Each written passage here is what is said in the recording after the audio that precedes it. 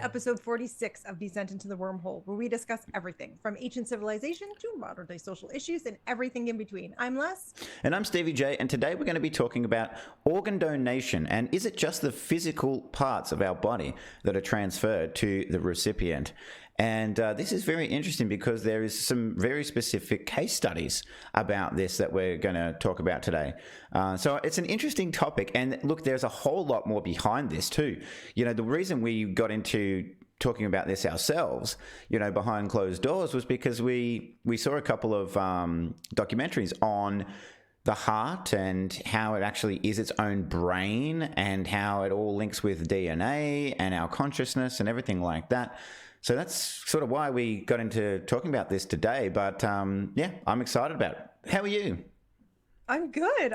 Thank you. And I too am excited about this one. Mm-hmm. This one's fascinating because there is way more going on beyond the veil than we ever know. And I love it. And I love the fact that we will never know the absolute truth. That's the most exciting part for me, is that we'll never know. No, we won't. It's you know, it's something that frustrates scientists so much, I feel, that they don't know all these things and they test and spend a lifetime trying to figure it out, and it frustrates them. But I don't know how you feel, but I really like thinking about it, pondering the different possibilities of it, but I don't need to really know the answer. Like it's just it's kind of good that we don't know the answer. So I think so too, because it keeps us wondering, it keeps us thinking, it keeps us searching for something more, mm-hmm. and searching within, because a lot of us were taught that all the things that we require are, mm-hmm. outside of us. Yeah. The big house, the nice car, blah, fancy vacations and all this, that. But everything, you know, but we're not taught to look inward. And then once you start to look inward, there's a whole litany of new questions that come around, and that's just more fascinating to me than any history lecture that you could give me is this. So I think it's fascinating, and I love the fact that we don't know. And I think once you find out, like, then what's next, right? That's really the question. Like, if we, mm-hmm. really did know the answers, then what would we do? Yeah, exactly. And it's funny that you say finding the answers within, because we all look for, whether it be a positive or a negative, we always look externally. So it's like, I want that thing over there. Or if something bad happens, it's because of that thing over there that I do or don't have, or what, you know, something happened to me. But this is a little off topic, but relevant still, because you said about searching inside and looking inside. But scientists have found, you know, quantum scientists now have found that the smallest of small particles inside us is the same thing that makes up the entire universe. So essentially, we are the entire universe inside us. So mm-hmm. the same information that we have in a single cell is the information that is coded into the entire universe. So if you want to look at, you know, some of this stuff, definitely look internally and try and search your own mind and your own consciousness for it. But, sorry. Well, I just want to say this too, just because there is no right or wrong answer, no one's right or wrong. Like, no one is wrong. Whatever they believe when it comes to this is true. Mm-hmm. Like, I can actually go touting that 5 + 5 is 102. Right. Doesn't make it right. Like, no. Like, that's wrong. That's completely wrong. But whatever my belief is about a certain thing, you can't show me I'm wrong. Right. That's I love that. I love it. I love that we're all on our own personal little journey with our own personal beliefs that no one else can force into us. That's what I think I like about it most, is that I've made up my own mind, and I continue to make up my own mind, and it changes. Yeah. Like I change my thought process. I change my views on things. And it's because you don't have that, you're not looking outside. Yes. You're looking inside. Outside is very controlled. Inside is like a circus of your own doing. Yeah, but you decide how many clowns, you decide how many miniature bikes, like, and as you said, I think that's so important. 5. Okay, perfect. Just let me note that down. 5 miniature bikes, done.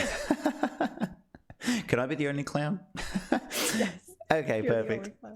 So, but you're right. Like, and I think what you said there is so important, and that's a big reason why we even do this podcast and channel. Is we want to be able to change our thoughts, change our opinions as we go through life. Because if you set so rigidly in your ways, you're never open to anything new and any new ideas. And that's, well, I feel like that's how you learn. So. Right.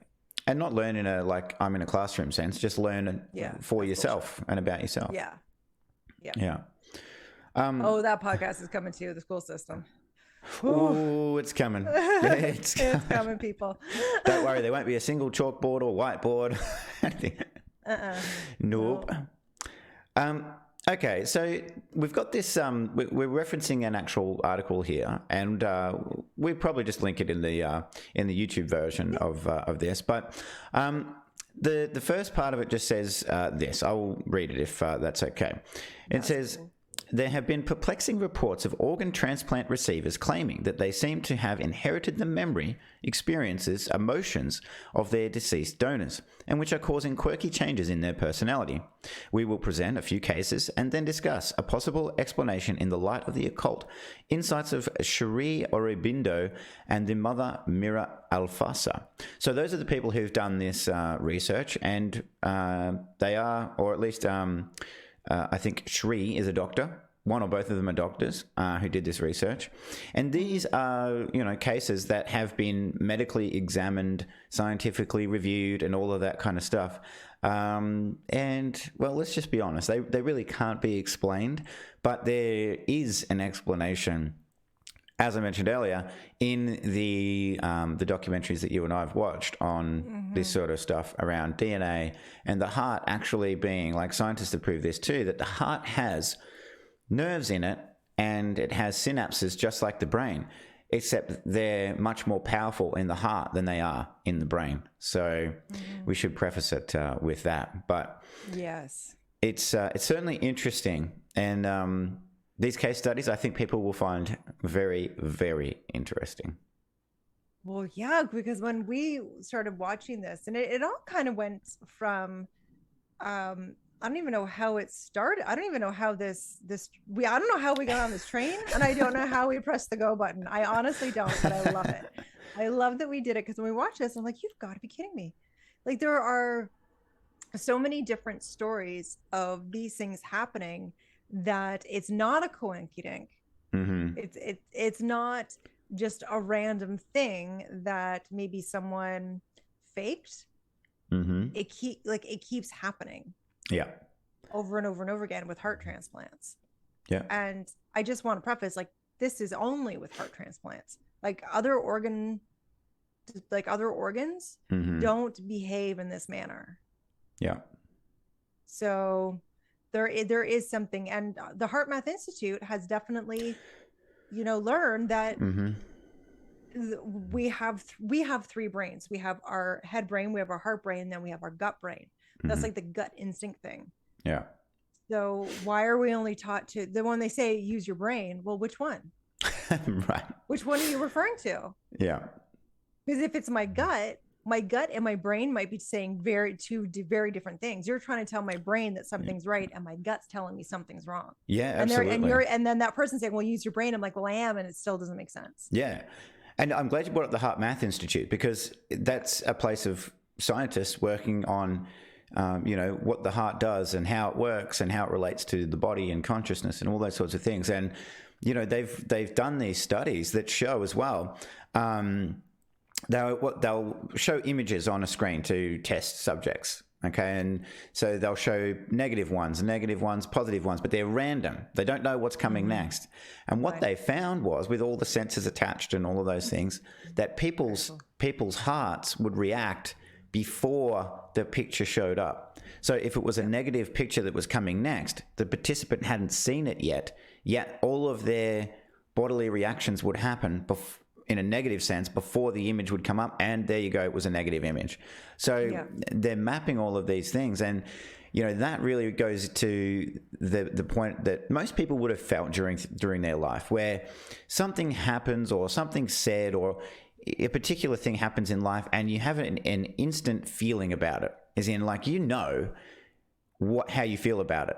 And then your mind kicks in, your brain kicks in, and you start overthinking it and, trying to dissect it and when your heart really told you already what the answer is or what it is in relation to that issue or topic. Yeah. So, very, very interesting.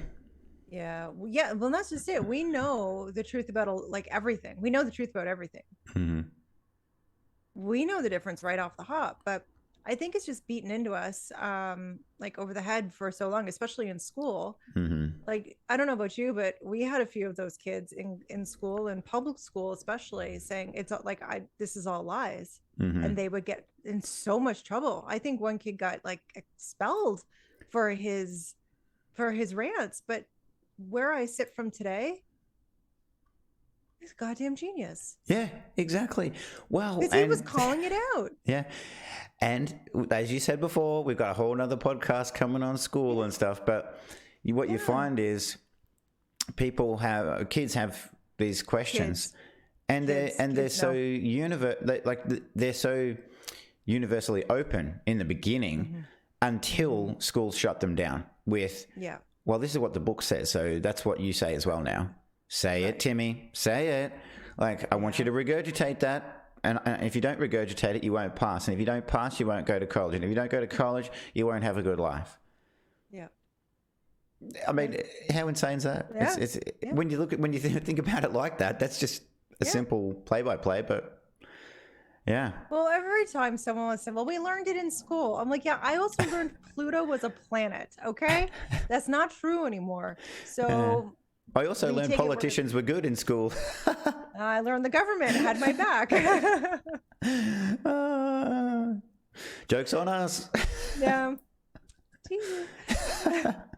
So with the heart knowing, like the heart knows, but the question I have when it revolves around this topic is, what is coming with the heart when it transplants? Because it's bringing something along that I never expected. Like, you can have the brain, and the brain is just, doing its thing, and it's firing off, and it's keeping us alive until it's not. Yeah. But go into this first one, and then we'll go into the conversation of how the hell did this thing get brought over as well with the heart. Yeah. Okay. All right. So the first case that we want to talk about today is Claire Sylvia. Okay, so Claire Sylvia develops a desire for chicken nuggets and green peppers. Okay, on May 29, 1988, an American woman named Claire Sylvia received a heart transplant at a hospital in Yale, Connecticut. She was told that her donor was an 18-year-old male from Maine, USA, who had just died in a motorcycle accident. Soon after the operation, Sylvia declared that she felt like drinking beer, something she hadn't particularly been fond of. Later, she observed an uncontrollable urge to eat chicken nuggets and found herself drawn to visiting the popular chicken restaurant chain KFC. She also began craving green peppers, which she hadn't particularly liked before. Sylvia also began having recurring dreams about a mystery man named Tim L., whom she felt was the organ donor. On a cue from someone, she searched for obituaries in newspapers published from Maine and was able to identify the young man whose heart she had received. His name had indeed been Tim. After visiting Tim's family, she discovered that he used to love chicken nuggets, green peppers, and beer. These experiences are documented in a book, A Change of Heart. So, I mean, it sounds really kind of superficial and quirky at the surface level, She woke up wanting chicken nuggets. She wanted some KFC. And you're like, and? Yeah. Most people be like, and? Yeah, exactly. But. Right. Tim. Exactly. Where did that come from? Like, right. I'm no mathematician. We've figured that out already. We know I'm no arithmetician. But what are the odds? What are the chances of her getting that name in a dream and it actually being the name of that person? I feel like if we were to put that into some kind of percent, then I feel like it would be very low. a low percentage chance. Yes, very low. And so it seems that things he loved, truly loved, came over to Claire. Mm-hmm. So it's not something that, like, I just had the thought you can learn to love something, because I've been told that over and over and over again. You'll learn to love it. You'll learn to love it.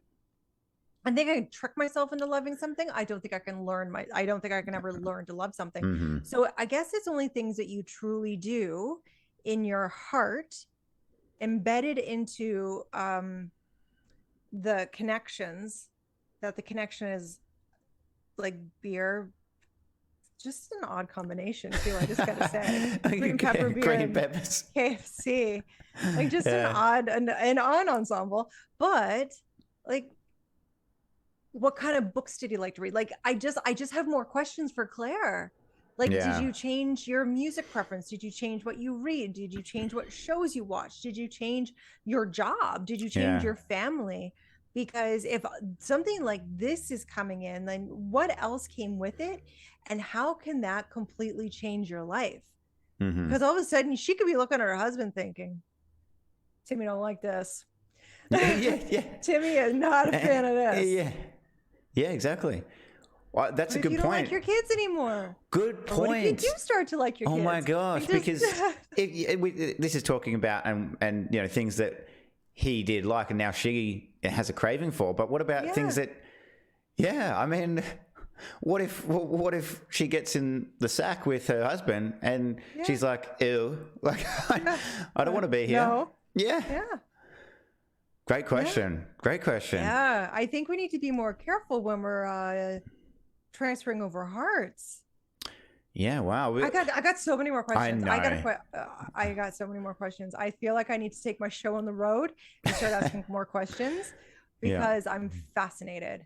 I'm fascinated because this could fuck up shit. I would love to talk to any of this. Of your entire life. It really could. So it's like saving a life with the heart, but could also emotionally wreck it. Yeah. Demolish it. Yeah. Yeah.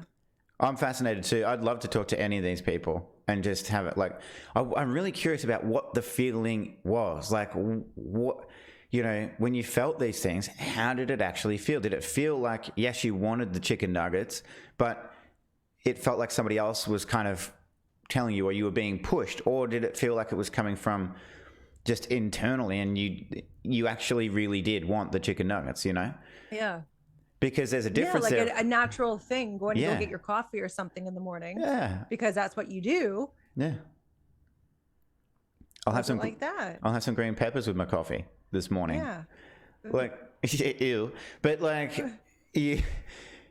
that's where you've got like the heart. Like, did she feel it down here? But then her head started going, why do I want nuggets? Like, why am I having this craving right now? I've never liked that before. And beer as well. She liked beer all of a sudden. And it's really interesting, the question you asked before, which was, what else is coming with it, or what is it that's being transferred? Because you can think of the heart, the muscle itself, as a physical object, I guess. But what is it that's actually being transferred? And I think this goes to, those other conversations about what the heart actually is and what's in it, and the fact that our DNA actually has our consciousness in it. Our physical DNA has our consciousness in it. And so when the heart is transferred, it obviously clearly has DNA. It has those nerve cells as well, which are similar to the brain. And so all of that is in there when it gets transferred. I've got questions too about have any of these people been open to, I don't know, like spirituality before or anything like that? Or did it completely shock them? Like a complete shock out of nowhere that some of these things just popped up from inside and they couldn't explain it. Very interesting. I think depending on what it is, it can be terrifying. Good point. Because you could learn, because What if someone has a secret passion for doing some dastardly things? Does that come with it too? Mm-hmm. Yeah. What if you got a like a Hannibal Lecter heart? Yeah, exactly. And that's what he loves. Mm-hmm. That's what his heart beats for, is to go and do these horrible things to other human beings. And now that heart's yours. And Yeah. I I don't know. Like, should we actually be doing this now? Is really my next question. Should we be like, obviously we want to save people, we want to do that, but is there any way we could start, I don't know, 3D printing these hearts instead of taking them? Well, then I go to shop. When you said that, then my next question goes to, does that make the recipient of a 3D printed heart devoid of any kind of heart, like a true, like in a spiritual sense, any heart consciousness? Like, are they just an empty vessel then? I feel a lot of people already have that heart. I've met them. Yes. Yeah, I've met some people, and that's a good point. That's a good point, because there's something very like, yeah, it's connected to something that we can't see. It's connected to something out there.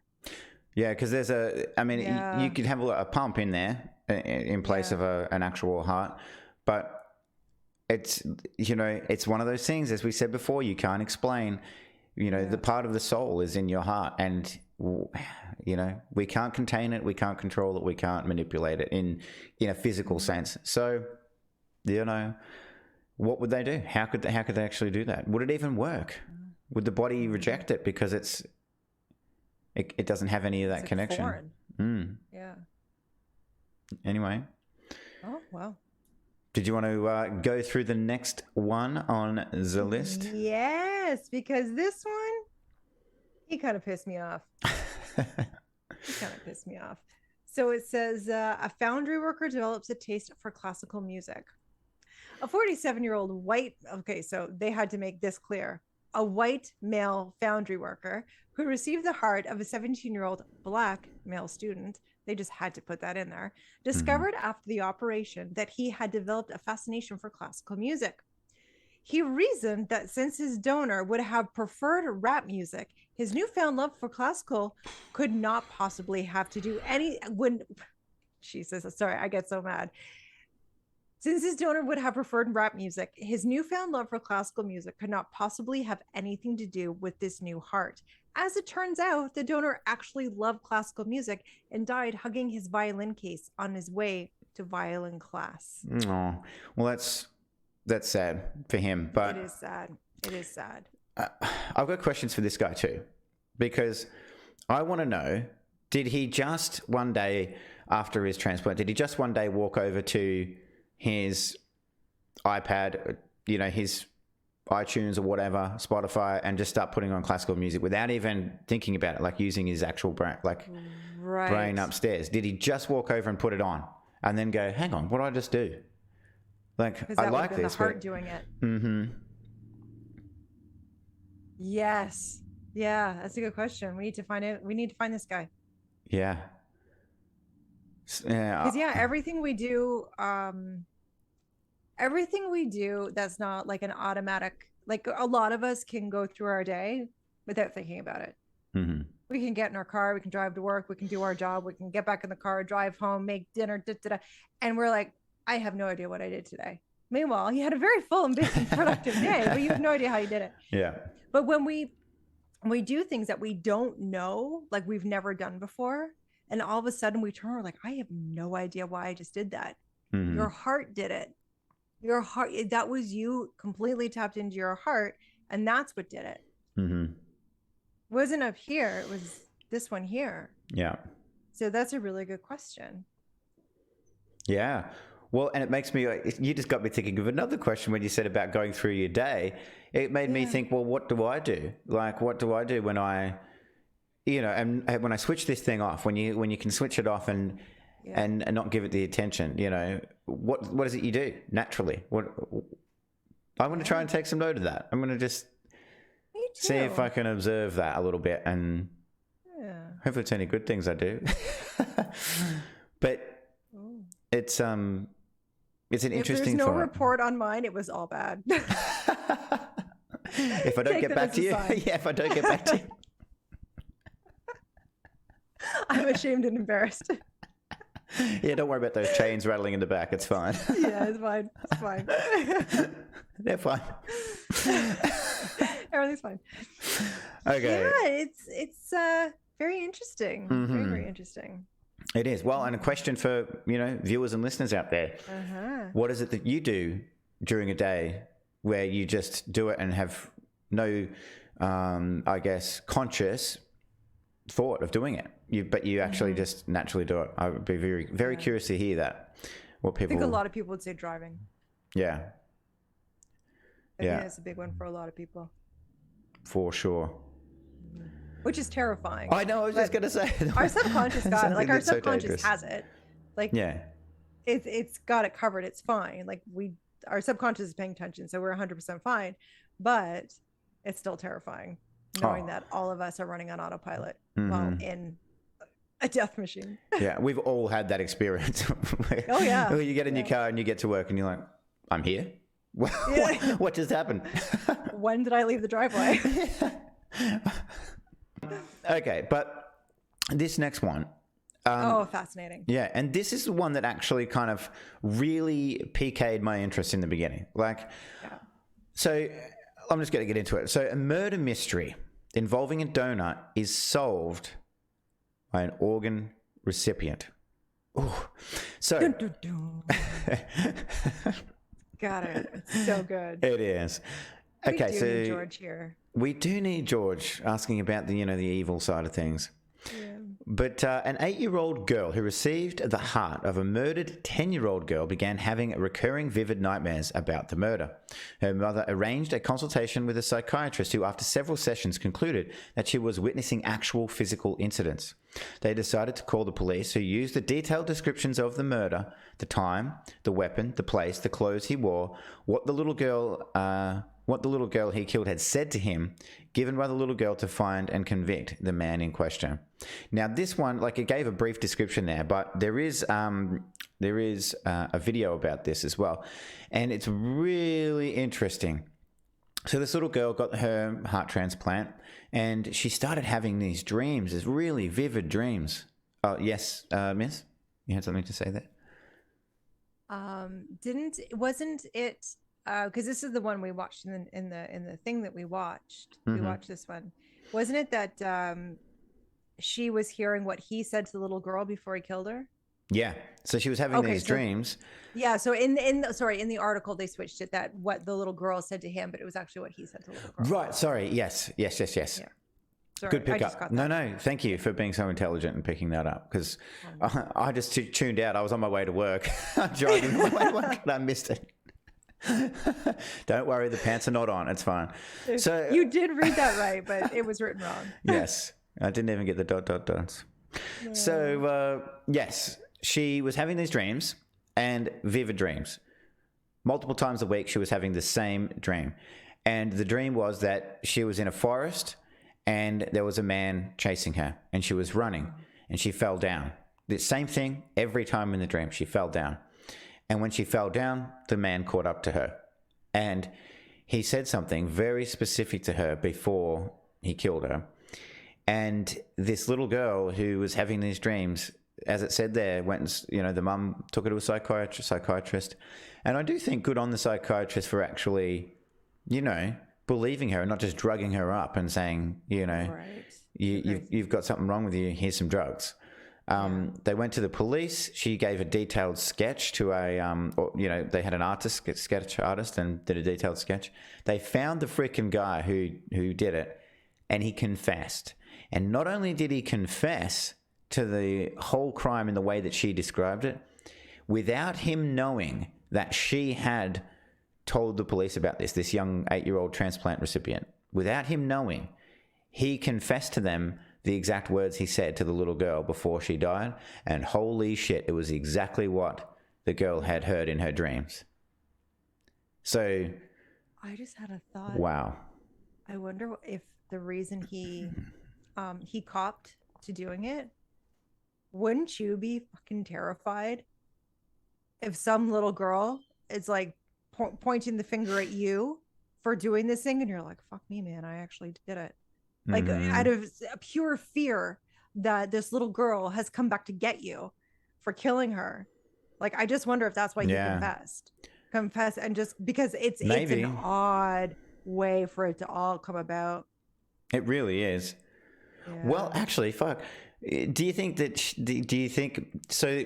This young girl who got the heart, she was having those recurring dreams over and over and over again. Clearly, that was imprinted in the heart that she got. Yeah. But I'm very curious at an energetic and spiritual level. Was the girl who actually died, the poor 10-year-old girl who actually died? Yeah. Was she also visiting Mr. Killer as well in his dreams? Ooh, maybe it was all just too much. Mm-hmm. Maybe. And I think because obviously children are more open, like we've already covered that, like they are more open. So I wonder if her connection was just, like, I just wonder if she had more of a connection and just was just more open to it. And maybe that's why she had the dreams. Like, she, obviously it happened for a reason. Yeah. Like, all of these things happen for a reason. So this little girl was able to solve the murder of another little girl. That's fantastic. But I also want to know how she's doing today. Right. Like, I would love to know how she's doing. I would love to know if she's still having the nightmares, because obviously that's a jolt for a soul. It's a jolt. Well, I've always been under the impression that anything that's sudden and it's traumatic for the soul doesn't realize what the hell just happened. Mm-hmm. So, like, when we go naturally, our soul is prepared to go. Yeah. Like, it just goes. So if it happens in an accident, then it takes longer for the soul to figure out what the hell just happened. Mm-hmm. So what else? I just hope this little girl's okay. I hope it was, and I hope it was able to, ease a little bit of the pain for the parents who lost the daughter. Yeah. And I got questions for this guy too. Oh. A, what were you thinking? And B, why'd you confess so fast? Were you terrified? Big, strong, strapping man going around killing little girls? How scared were you? I hope you're shitting your pants. Yeah, I agree. Yeah. Well, and it makes sense if that was the case. Seeing, wanted posters with your sketch up on it. Yeah, that would do it. That would definitely do it. I mean, but I find I just think it's interesting, and it's actually really amazing that an actual crime was solved based on a little girl's dreams. Yeah. I freaking love it. It's so fucking cool, because on so many levels, because A, she communicated her dreams to her mum in this case. Her mum believed her. Her mum wanted to get her some help. The psychiatrist actually listened and very carefully, and believed. The police took it seriously and believed it. Oh my God. So you just take one of those steps out of that chain and this never happens. This crime's never solved. It all falls apart. Yeah. It all falls apart. Exactly. So, oh my goodness. So the karmic lineup for everything to be in alignment, because you would need all officers that are on the, like, within this investigation, all have to be on, like, if not on board, somewhat on board. Like, you have to have the lead guy or gal saying, we are absolutely following through with this. The psychiatrist could have very easily said, well, I've seen this before, schizophrenic, and just pumped her full of drugs. Yep. Mother could have said, stop making things up, like a lot of us here. Yeah. And it's just boom, boom, boom, boom. Yeah. The things that the universe had to do to line that up, to make that happen. You're absolutely right. And you just got me thinking of another thought as well. So you know how the heart, I mean, I don't know if other people have seen this research, but the heart and the body have a energetic torus, like it's like a sphere that goes around your body energetically. Now, it's like a big donut. like a big donut of energy coming out of us. And that they've been able to measure, and I want to be clear about this, they've been able to measure it goes up to 6 to 8 feet. But that's because their measuring equipment ran out. It wasn't that the energy dissipated. It was because their measuring equipment was too small. So in theory, that energy that we all have, that's all around us all the time, could actually expand infinitely. But my point on this, on what you brought up, was the heart and the energy that this young girl had who was having the dreams. Did that influence and impact the other people, the police, the psychiatrist, her mom? Did it interact with their energies as well? And they just knew that it was true, and they just knew they had to do something. Could be. Yeah. I don't know. I don't know the answer, of course, but I think it's a very interesting thought. I love it because they didn't, I'm sure there was people who were laughing at them. They're going on a wild goose chase. Like, what the hell are you doing? Like, this is insane. Yeah. Not insane. Completely true. Yeah. How many cops do you reckon out there can say, I solved a murder based on a little kid's dreams? Yeah. Like, how many? That's like a 1 in a million, surely. Yeah. But it doesn't have to be either. Obviously, it doesn't have to be.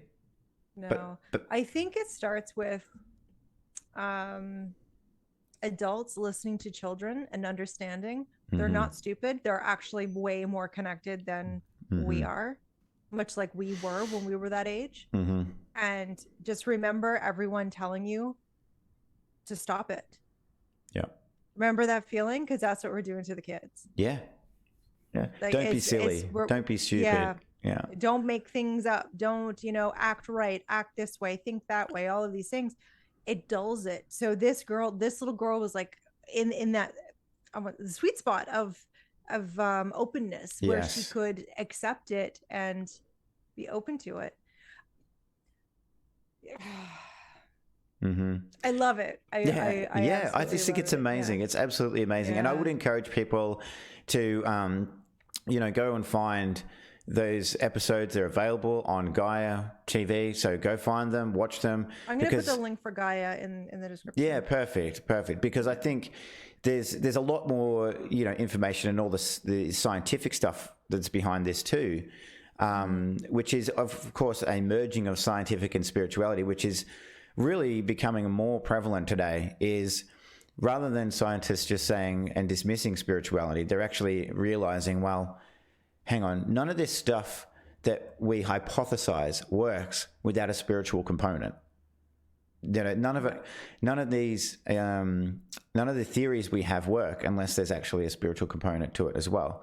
And so I think that's great. And Gaia has so much of that. And it really talks about this heart stuff of the DNA and the construction and the makeup of DNA, how it works. And it's very, very interesting. One more point I wanted to mention before we finish up is the experiments that they've done. I think it was the Heart Math Institute on the heart itself. And, to do with negativity and positivity. So essentially, there's these synapses and neurons in the heart that are similar to the brain. And so they're looking for connections all the time. And so what would happen when they played positive things or showed positive images or did positive things to the test subject, they would actually test and see that the heart, those neurons were firing off in a positive way, like looking for more neurons and creating more connections in the heart.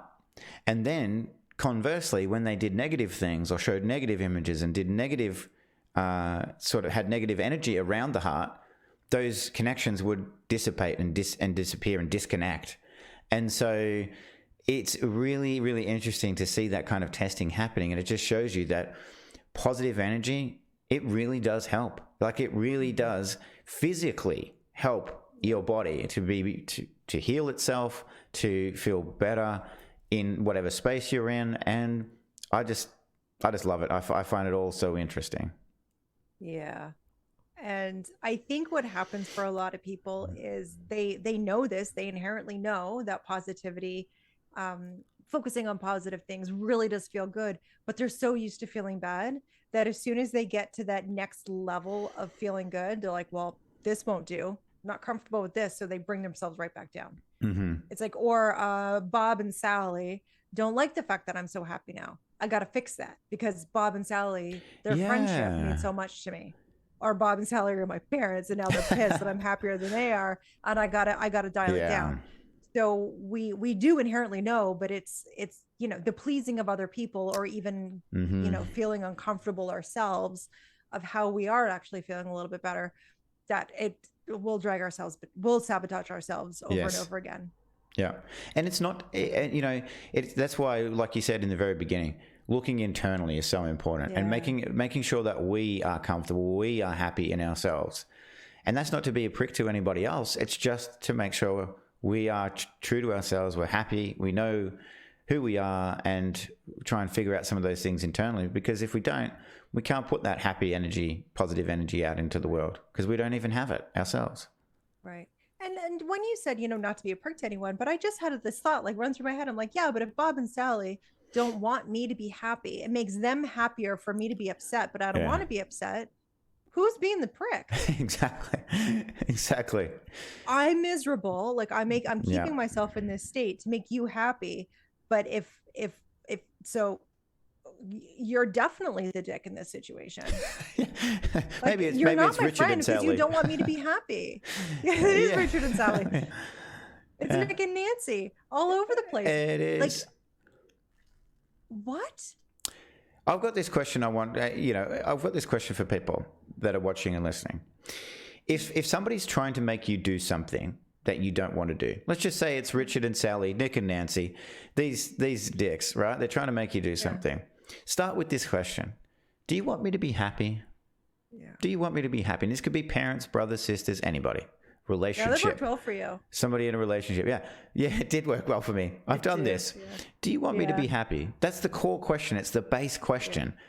That if somebody, whatever the actual relationship is, if somebody loves you, then the answer should, of course, be yes. They want you to be happy. Yeah. So if they say yes, then you can just go straight into, well, what you're doing right now, this attitude and these things you're trying to make me do, that's not something that makes me happy. That's making me sad. Yeah. And it worked really well. It did work. It did work really well. So anyway, if people are having that, any of those conversations or issues, give it a try. Yeah. Just bring it right back to the base. Do you want me to be happy? And if they say no, then it's like, well, all right, see ya, bye. Well, I'm out. Don't need to worry about you anymore. I know where I stand right away. Yeah. No, I'm not going to do X, Y, and Z to make you happy. Of course. I don't care if you're happy either. Get over here. Not anymore. Screw you. Yeah, exactly. Yeah. Oh, yeah. Good advice. Bravo advice by the end of the episode. Well, thank you. It's been a fantastic conversation as always, and I hope everyone else out there enjoys and goes and has a look at some of those, some of that research that we looked at. But have a great day, everybody. Yeah, take care. Have a good one, guys.